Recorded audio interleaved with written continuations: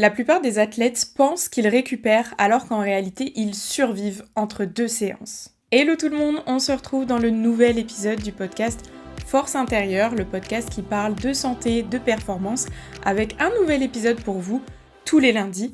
Et aujourd'hui, vous l'aurez compris, on va parler de récupération. Il y a 2 semaines, je vous ai fait un épisode sur le deload qui vous a beaucoup plu. Je pense que c'était un sujet très important à aborder puisqu'on en entend beaucoup parler, mais on ne sait pas vraiment ce que c'est, comment l'appliquer, etc.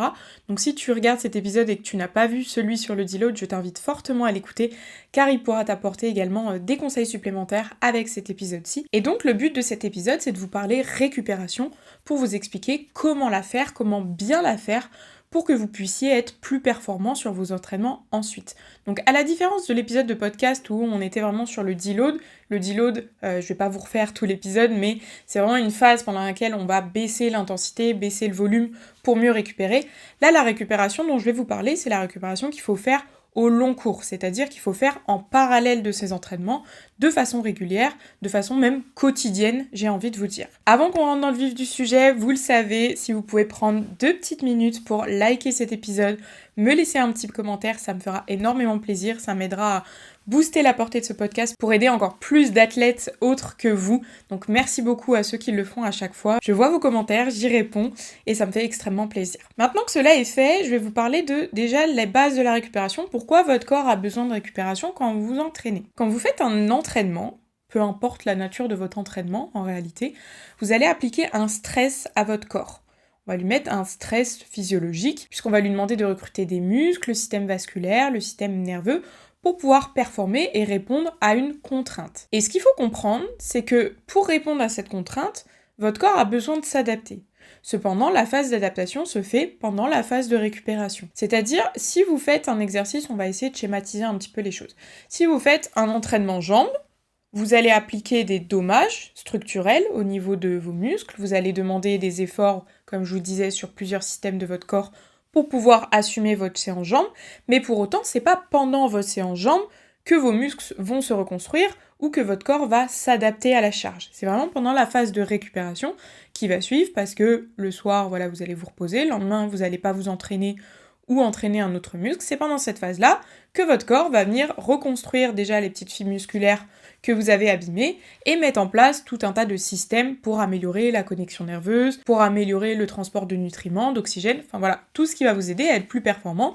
Ce qui fait que dans 3 jours, quand vous allez vous réexposer à une séance jambes, votre corps sera de nouveau prêt et même plus prêt à pouvoir pallier à cette séance jambes. Et pour ceux qui s'entraînent en streetlifting ou en powerlifting, alors ça peut être valable aussi pour ceux qui s'entraînent en musculation ou autre, mais on va dire que là ça va être peut-être plus parlant. Enfin vous me direz si c'est aussi parlant pour vous si vous faites pas ces disciplines, mais vu qu'en fait dans ces sports-là on s'entraîne en général sous cycle de 4 à 6 semaines, on a une semaine 1 où on fait un nouveau cycle, donc on a un nouveau programme d'entraînement, et on fait le même programme d'entraînement pendant 4 à 6 semaines.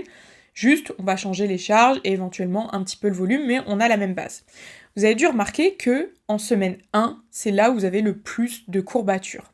En tout cas, moi, c'est mon cas, et je pense que c'est votre cas également, puisqu'en fait, vous vous confrontez à de nouveaux exercices, à de nouvelles façons d'entraîner, à de nouvelles postures, enfin, tout est différent. Donc même si vous avez une grosse base musculaire, moi, des fois, on me voit, on pourrait se dire « Attends, t'as encore des courbatures, toi ?» Bah oui, parce qu'en fait, si tu me changes juste un tout petit exercice, la façon de faire, mon corps, il a quand même besoin de s'y adapter. Donc en général, il lui faut la semaine 1, j'ai des bonnes courbatures, et sur les semaines 2, 3, 4, j'en ai quasiment plus, même si je vais augmenter la charge, ou en tout cas, elles sont minimes. Et ça vous montre bien que votre corps a besoin de s'adapter constamment à ce que vous lui proposez. Et là, vous allez comprendre que sans ces phases de récupération, il n'y a pas d'adaptation. Donc si vous entraînez sur les jambes 6 jours, 7 jours par semaine, vous allez progresser finalement moins que si vous entraînez peut-être que 2 ou 3 fois. Je parle en plus des jambes parce qu'on va dire que c'est des gros muscles, donc qui demandent aussi plus de temps de récupération que des plus petits muscles qui vont pouvoir récupérer plus vite. Vous l'aurez compris, sans ces phases de récupération, vous allez accumuler de la fatigue, que ce soit de la fatigue musculaire, de la fatigue tissulaire, de la fatigue nerveuse, surtout quand vous faites des sports de force, mais également de la fatigue hormonale, ce qui va empêcher votre corps de pouvoir progresser au long cours. Pour vous expliquer un petit peu plus en détail ce basculement entre phase d'entraînement avec stress appliqué et phase de récupération avec récupération, adaptation, on a en réalité 2 systèmes dans notre système nerveux autonome qui vont permettre de basculer de l'un à l'autre. Quand on est en phase d'entraînement, on va utiliser ce qu'on appelle le système nerveux sympathique. Donc le système sympathique, c'est celui qui est utilisé quand on est sous stress, donc quand on est à l'entraînement, quand on se fait courser par un lion. Je vous donne cet exemple-là parce que c'est celui qu'on nous donne quand on l'apprend, quand je l'ai appris à l'école de kiné, en tout cas c'est l'exemple qu'on nous donnait, et je trouve que c'est pas complètement idiot puisque ça nous parle assez bien. Quand vous faites courser par un lion, qu'est-ce qui se passe ? Votre fréquence cardiaque augmente, votre stress augmente, votre vigilance augmente, parce qu'il n'a pas intérêt à vous choper, et à côté de ça, votre digestion va diminuer, on n'est pas là en train de digérer, on n'a pas besoin, là il faut fuir, et votre récupération diminue. Donc je me doute que peu d'entre nous se sont fait courser par un lion, mais vous pouvez garder un petit peu cette image. À l'entraînement, c'est le système sympathique qui s'applique pour pouvoir répondre aux contraintes, même si c'est pas un lion que vous soulevez. Et le deuxième système, le système parasympathique, c'est celui qui va se déclencher lorsqu'on est en phase de récupération, lorsqu'on est en phase de digestion, lorsqu'on est au repos. Là, la fréquence cardiaque va diminuer, la digestion va augmenter, les adaptations tissulaires vont augmenter, la vigilance va diminuer. On est sur une phase de repos. Donc ce que vous pouvez retenir pour un petit peu retenir les deux, c'est système sympathique, je me fais courser par un lion, système parasympathique, je suis en train de taper une sieste. Et donc pour pouvoir avoir une progression dans ces entraînements, on a besoin d'osciller entre ces 2 systèmes et rester en permanence dans le système sympathique, en stress, etc.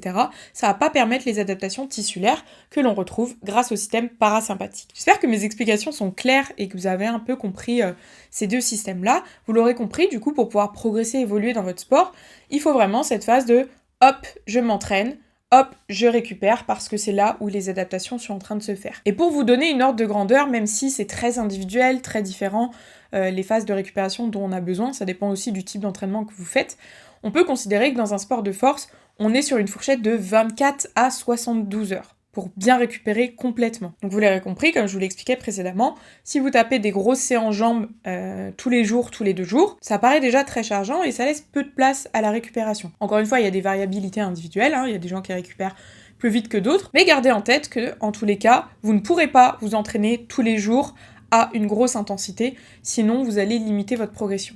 Et ça peut être un indicateur aussi quand vous êtes dans une phase où vous stagnez, parce que quand on stagne, on a tendance à vouloir se dire « il faut que j'en fasse plus ». C'est un peu le premier réflexe, et en vrai je m'aperçois que c'est pas que dans le sport, je trouve, même dans le boulot, vous me direz si vous êtes un peu pareil également, mais moi quand je stagne, je suis en mode « il faut que je fasse plus, il faut que je fasse plus ».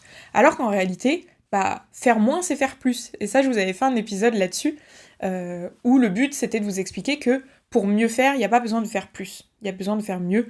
Et là, c'est un petit peu la même chose avec la récupération. La prendre en compte, c'est peut-être ce qui va débloquer votre progression. Maintenant que je vous ai un petit peu posé les bases de comment notre corps va récupérer, qu'est-ce qu'il a besoin, je vais rentrer un petit peu plus dans le vif du sujet sur comment on fait. Julie, tu nous as dit, il faut 24-72 heures, mais qu'est-ce que je fais pendant mes 24-72 heures pour pouvoir récupérer? Est-ce que je vais dormir? Est-ce qu'il faut que je cours? Est-ce qu'il faut que je fasse du pilate? Qu'est-ce que je fais? On va y venir. Le facteur numéro 1 de votre récupération, c'est le sommeil. Et on va un petit peu plus détailler ça parce que le sommeil, pareil, on en entend parler à droite à gauche, on sait qu'il nous faut à peu près 8 heures, mais pourquoi déjà il faut 8 heures?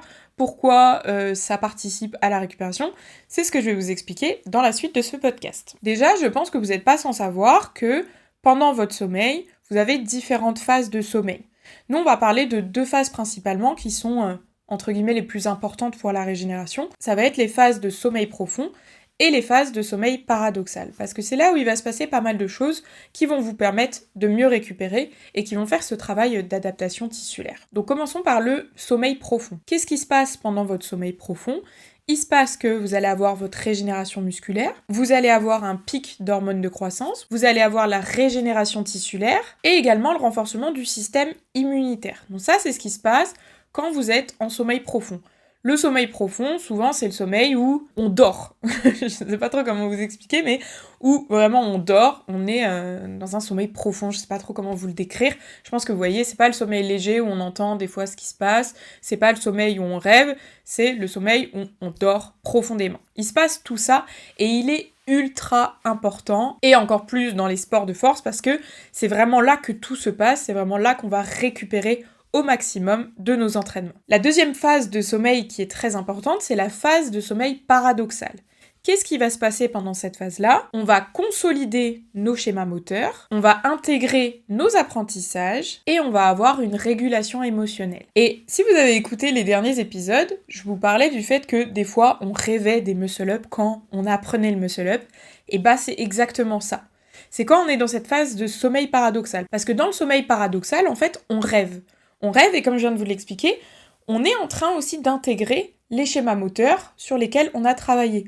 Donc quand on est à fond sur le muscle-up, quand on mange muscle-up, quand on vit muscle-up, quand on se bagarre muscle-up à l'entraînement, bah votre cerveau il travaille autour de ce mouvement et c'est pendant la nuit, pendant ce sommeil paradoxal, qu'il va intégrer ce que vous avez fait à l'entraînement, ce que vous avez essayé pour passer, sur comment il faut faire pour passer, tout ça. Donc finalement, si vous êtes en train de rêver des muscle-up alors que c'est un peu votre focus de travail, c'est plutôt une bonne chose.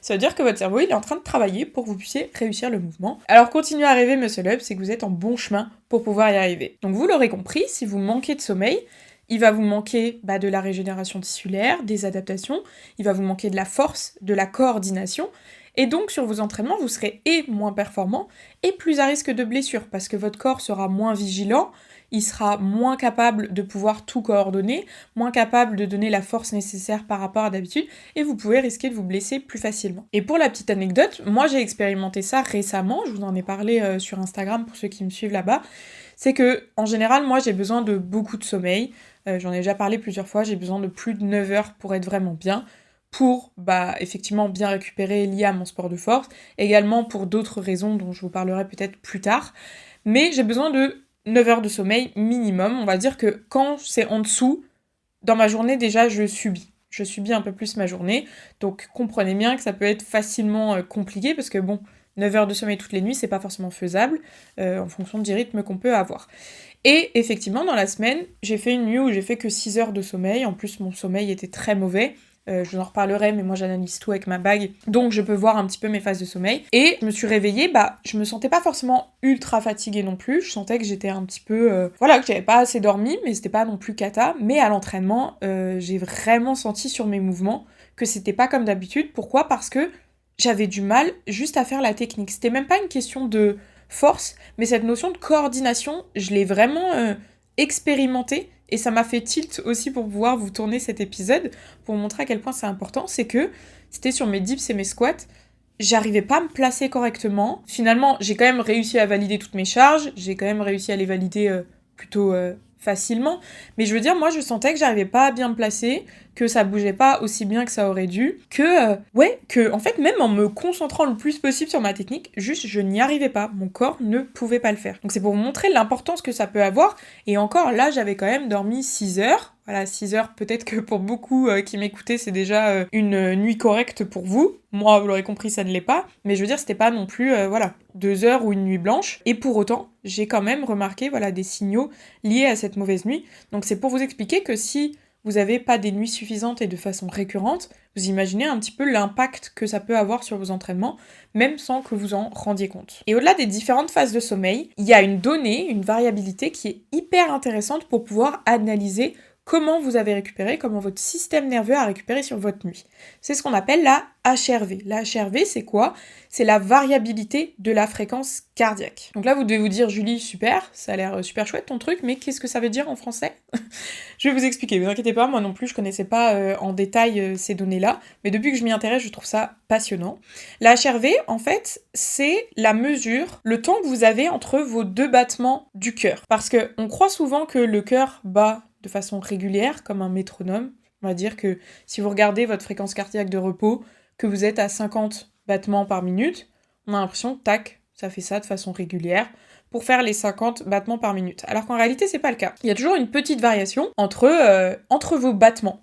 Et en fait, la HRV, c'est ce qui mesure la variation et le temps qu'il y a entre vos battements. Donc c'est une mesure qui, en général, dure moins d'une seconde, vous l'aurez compris, parce que déjà avoir une fréquence cardiaque de 50 battements par minute au repos, c'est plutôt lent.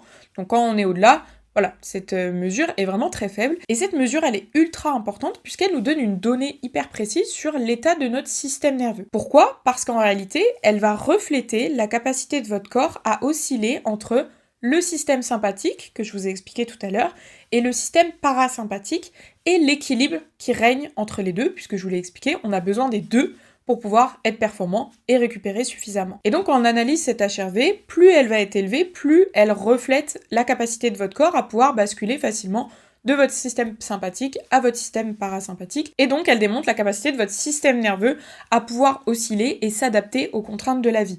Parce qu'en réalité, dans votre journée, c'est ça. Il faut arriver à passer d'un système à l'autre en fonction de ce qu'on a à faire, en fonction du contexte. Donc plus cette mesure est élevée, mieux votre système nerveux se porte. Et donc cette mesure, c'est l'une des mesures les plus puissantes, comme je vous l'ai dit, pour analyser votre système nerveux, puisque en fait pendant la nuit, on va avoir l'activation du système parasympathique, parce que là vous êtes en phase de récupération, et du coup la HRV va augmenter, ce qui montre que vous êtes vraiment en phase de récupération. Si votre sommeil il est perturbé, si vous avez des insomnies, si vous avez beaucoup de mouvements, des éléments perturbateurs, à ce moment-là, votre HRV elle va chuter, et ça va refléter effectivement un manque de récupération. Et même si vous vous réveillez et que vous vous dites, c'est ok, j'ai pas hyper bien dormi, mais ça va, comme moi l'autre jour avec l'exemple dont je vous parlais, pour autant, avoir cette mesure-là, ça peut vous donner une donnée de vigilance de « attention ». T'as l'impression que ça va à peu près, mais en réalité, là, ton corps, il a pas récupéré. Donc si tu pars sur un gros entraînement, si tu pars sur des grosses charges, ou je sais pas, des contraintes dont t'as pas l'habitude, tu pars courir alors que tu cours jamais, t'es plus à risque de blessure, parce que ton corps va être moins vigilant, va moins gérer sa coordination, et va être moins prêt parce qu'il n'a pas suffisamment récupéré. Donc vous l'aurez compris, c'est hyper intéressant d'analyser ça, surtout pendant ces phases de sommeil, parce que ça va nous donner la capacité de récupération qu'on a eue pendant la nuit. Cependant, attention, c'est une mesure qu'il faut comparer à vous-même, à plutôt l'équilibre que vous avez généralement pour pouvoir noter les variations. C'est surtout ça qui va être important, c'est les variations par rapport à votre norme. Parce qu'on a des variations individuelles qui peuvent faire en sorte que, on n'a pas le même degré de récupération, on n'a pas les mêmes mesures de référence. Donc se comparer à soi-même par rapport à son équilibre, c'est ce qui est le plus cohérent. Et attention aussi à ne pas s'alarmer si vous voyez que un jour, vous avez votre HRV qui est en chute, de se dire « ah là là, c'est catastrophique ». Non, ça doit juste vous mettre une petite alerte par rapport à ce que vous avez à faire la journée, mais il faut plutôt surveiller au long cours pour voir si elle se réadapte bien et si c'était juste un pic passager. Donc maintenant, comment on surveille cette donnée-là ? Moi, comme je vous l'ai expliqué, j'ai la Ultra Human Ring. C'est une bague intelligente, je vous en ai déjà parlé dans plusieurs épisodes parce que je trouve cet outil génialissime, qui va analyser toutes ces données-là. Moi, c'est-à-dire je me lève le matin, j'ai mon score de sommeil, j'ai mes différentes phases de sommeil et j'ai cette mesure de HRV. Il faut savoir que moi, ma HRV, elle est pas ouf. En vrai, elle est pas ouf. Pourquoi ? Parce que je suis quelqu'un de très angoissé, je suis quelqu'un qui est très sujet au stress et qui a beaucoup plus de mal à activer le système parasympathique. Ce qui fait que je récupère pas hyper bien pendant le sommeil, ni pendant la journée, parce que je suis toujours, en vigilance, j'agis toujours un peu comme si j'étais coursée par un lion. Et c'est super dur pour moi d'abaisser tout ça naturellement. Ce qui est bien, en fait, avec la Ultra Human Ring, c'est que déjà j'ai mes données pour me dire, ma belle, là il faut faire vraiment attention. Et j'ai aussi, via l'application, des exercices qui directement peuvent m'aider à réguler cet HRV. Parce que ce qui est bien, c'est que le système parasympathique, on peut l'invoquer. C'est pas l'invoquer comme on invoque les esprits, vous avez compris, mais on peut le déclencher en agissant sur des exercices par exemple respiratoires. Et dans l'application Ultra Human Ring, ce qui est bien, c'est qu'on a des exercices de respiration. Je vais vous en parler un petit peu plus après, parce que la respiration va faire partie de ce qui va vous aider à récupérer. En tout cas, voilà, si ça vous intéresse de prendre plus soin de votre sommeil, de votre récupération et d'analyser un petit peu plus de données pour mieux comprendre pourquoi vous êtes fatigué au matin, comment vous devez agir sur vos entraînements, si vous avez bien récupéré ou non, je vous mets toutes les données de la bague en description, comme ça vous saurez où vous orienter. J'avais pas forcément prévu de parler tout de suite de la respiration, mais vu que j'ai un peu introduit le sujet, je me dis qu'on va entamer direct avec cette partie-là, parce que, comme je vous l'ai expliqué, on peut un peu invoquer ce système nerveux parasympathique, cette phase de récupération, par la respiration. Et ça, c'est quelque chose que je conseille beaucoup à mes athlètes, surtout quand ils sont en prépa, pour pouvoir justement stimuler leur récupération et arriver encore plus en forme le jour J, ça va être de faire de la respiration nasale. Pourquoi ? Parce que par la respiration nasale, on va stimuler le nerf vague et on va stimuler du coup cette régénération, cette phase de récupération. Donc quand je parle de respiration nasale, c'est juste j'inspire et j'expire par le nez. J'essaye de le faire lentement, comme ça je vais aussi abaisser ma fréquence cardiaque et basculer sur une phase de récupération. Donc ça peut être ultra intéressant, par exemple avant de se coucher. Ça c'est ce que j'essaye de mettre en place, que je vous disais via différents exercices que me donne ma bague, pour pouvoir abaisser mon niveau de stress, abaisser ma fréquence cardiaque et déjà préparer mon corps à l'endormissement, et à l'endormissement d'une manière intéressante pour une phase de récupération. Parce que moi, il faut savoir, par exemple, je m'endors ultra vite, donc on peut se dire tu t'endors ultra vite, c'est-à-dire que ton corps, il arrive à bien récupérer. Et pour autant, ce que je vous expliquais, même quand je dors, mon corps, il est en état d'hypervigilance permanente. Et il y a d'ailleurs plusieurs choses que j'ai mis en place qui m'aident en plus de la respiration. Si vous êtes comme moi je suis quelqu'un d'hypersensible. Ça veut dire que, là je vous parle pas d'un côté émotionnel, même si c'est aussi vrai, mais d'un point de vue stimuli extérieur, c'est-à-dire que la lumière, ça m'agresse facilement, le bruit, etc. Et du coup, quand je dors, le moindre rayon lumineux, même à travers les volets, ça me réveille.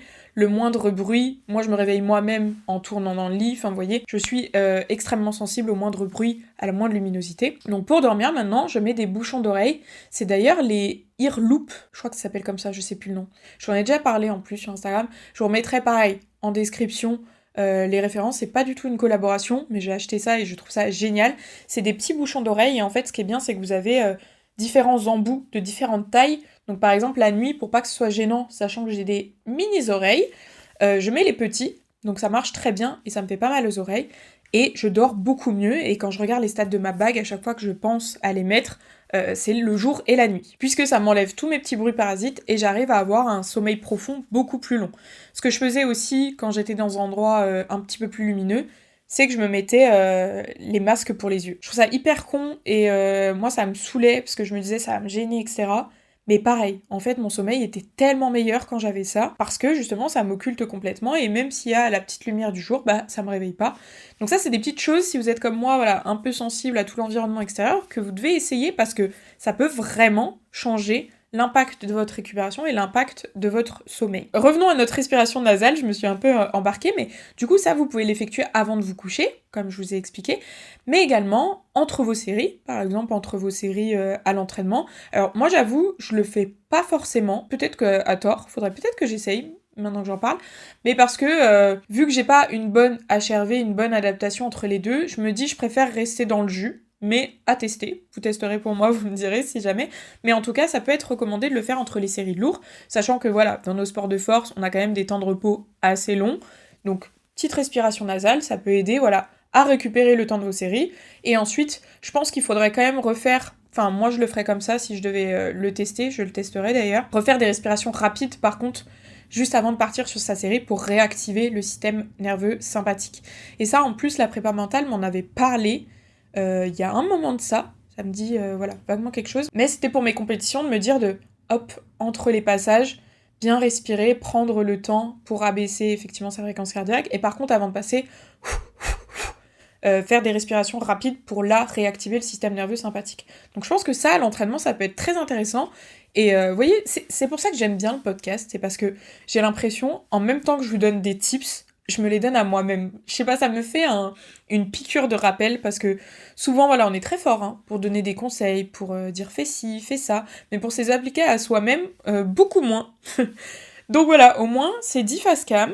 Je l'ai dit à quelqu'un, vous êtes témoin, il faut que je teste ça à l'entraînement et je vous fasse un retour. Et sinon, une autre phase où vous pouvez utiliser ces respirations, c'est sur cette phase que je le faisais le plus finalement, c'est sur mes jours off ou pendant que je marche.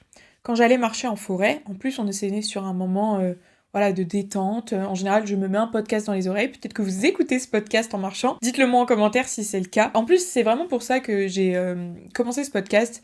C'est que pendant que je marchais, je me disais, purée, moi j'aimerais bien écouter un podcast voilà, sur ces sujets-là, autour du street, autour de la récupération, de la performance, des sujets qui me passionnent. Et je me suis dit, écoute, tu vas le faire.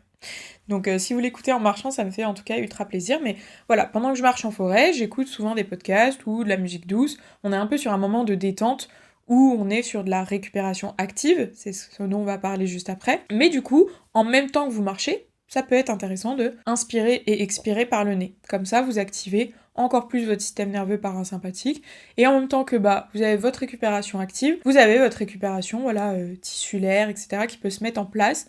Ça vous fait aussi du bien d'un point de vue anxiété, si vous êtes comme moi quelqu'un d'anxieux. Vous marchez en extérieur, plus vous gérez votre récupération, plus vous écoutez un truc cool dans les oreilles, et on rentre à la maison, on est beaucoup mieux, on a l'impression qu'on n'a plus aucun problème dans la vie. C'est un peu extrême, mais ça marche. Et donc ça nous amène au point que je voulais aborder, c'est la marche. La marche, j'en ai déjà parlé plusieurs fois, c'est extrêmement sous-coté. Les bienfaits de la marche, ils sont vraiment très nombreux. Ça va augmenter le retour veineux, ça va activer le système nerveux parasympathique, ça va augmenter la clairance métabolique, abaisser le cortisol. Bref, vous avez vraiment plein de bénéfices à la marche et ça va agir sur tout l'aspect santé mentale, anxiété, puis ça fait du bien de prendre l'air. En plus, si vous êtes sur une recherche de perte de poids ou en tout cas de gestion du poids, ça vous fait de la dépense. Bref, il y a de nombreux bénéfices à la marche et je trouve que en un seul exercice, on a une multitude d'effets positifs et quand on sait que on a quand même plein de choses à penser pour pouvoir performer, pour pouvoir atteindre nos objectifs, quand on a un exo qui regroupe tout un tas de bénéfices, on le prend. Donc ça, la marche, c'est vraiment un pilier également de votre récupération. Et si vous êtes comme moi dans un lieu où il pleut H24, en ce moment, on sent les nerfs, parce qu'en ce moment à Dijon, je peux vous dire qu'il pleut tous les jours, c'est déprimant à souhait, vous pouvez investir dans un tapis de marche, comme je l'ai fait aussi, parce que comme ça, quand je suis à la maison, que je fais même mes retours au niveau de mes athlètes, tac, je peux marcher. Je peux marcher, j'ai même pas l'impression de marcher, ça me fait du bien, en même temps je bosse, et j'en tire tout un tas de bénéfices. Je vous mettrai pareil le lien du tapis de marche que j'utilise en bio si ça vous intéresse, mais je trouve que ça peut être un outil très efficace et très important si vous bossez de chez vous et que vous n'avez pas forcément le temps de marcher ou si le temps ne vous permet pas de marcher. Donc là, j'ai déjà abordé ce qui, selon moi, sont vraiment les piliers de votre récupération. C'est-à-dire, si on résume, le sommeil, la marche et la respiration nasale, la respiration de manière générale. Là, ce qu'on va aborder, c'est les compléments qui peuvent vous aider. Et complément, ça porte bien son nom, c'est un complément. C'est-à-dire que faut pas tomber dans ce truc de « Ok, mais je prends mes compléments, donc c'est bon, ma récupération, elle est safe. » Non, ça va venir complémenter. Ça veut dire que si vous prenez des compléments mais que vous n'êtes pas à jour sur les 3 points que j'ai énoncés juste avant, ça va pas avoir de bénéfices très intéressants. Par contre, si vous êtes déjà bien sur ces 3 points-là et qu'en plus vous venez vous complémenter, là vous avez vraiment un combo gagnant et votre récup, elle est au max. Donc les compléments que je vous recommande pour pouvoir améliorer votre récupération, et c'est aussi du coup ceux que je prends personnellement, c'est le magnésium bisglycinate. Ça je le prends le soir, en général on recommande une demi-heure à 1 heure avant de se coucher. Pourquoi ? Parce que ça a un effet relaxant, ça a un effet de récupération et d'aide à l'endormissement, ce qui fait que juste avant de se coucher, déjà vous êtes dans un mood où vous allez plus facilement vous endormir, et en plus, ça va agir au niveau de votre récupération nerveuse et musculaire. Le deuxième complément, c'est les oméga 3. Oméga 3, pourquoi ? Parce que ça va agir sur votre santé immunitaire, et ça va aider votre corps à se régénérer. On sait en plus que dans notre alimentation, on manque vraiment d'oméga 3,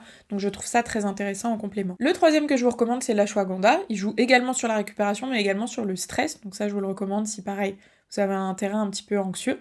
Et le dernier, évidemment, la créatine. Je ne vous le présente plus.